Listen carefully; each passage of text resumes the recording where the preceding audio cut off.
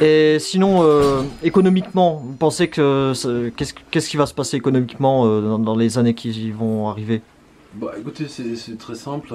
Les États-Unis ont 35 trilliards de dettes et avec une charge des intérêts qui est de 3 trilliards par an. Donc à un moment donné ou à un autre, ils ont besoin d'une guerre pour masquer leur faillite. Voilà.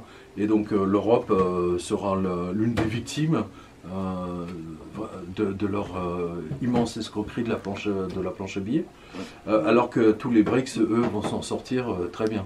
Voilà. Donc ça ne change rien de tout ce que j'ai dit depuis toutes ces années. De l'or et de l'argent, précisément. Donc c'est le seul moyen de se préparer par rapport à ça, du coup?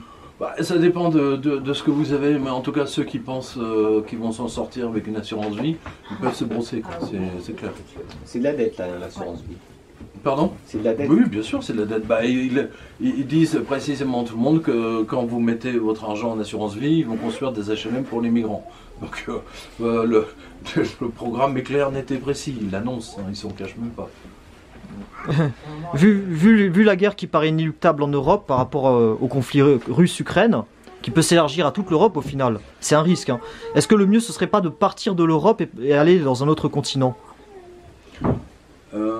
C'est une solution, c'est exactement ce qu'ont fait les Grecs, les jeunes Grecs en 2009, 2010, 2011, 2012.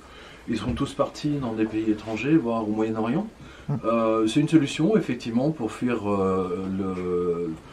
on ne sait pas ce qui peut se passer. Je veux dire, là, on a une chance sur deux, effectivement, d'avoir une troisième guerre mondiale. Les Américains sont assez fous, et Macron est suffisamment collaborationniste et agent des Américains pour le faire. Ok, bon, c'est parfait.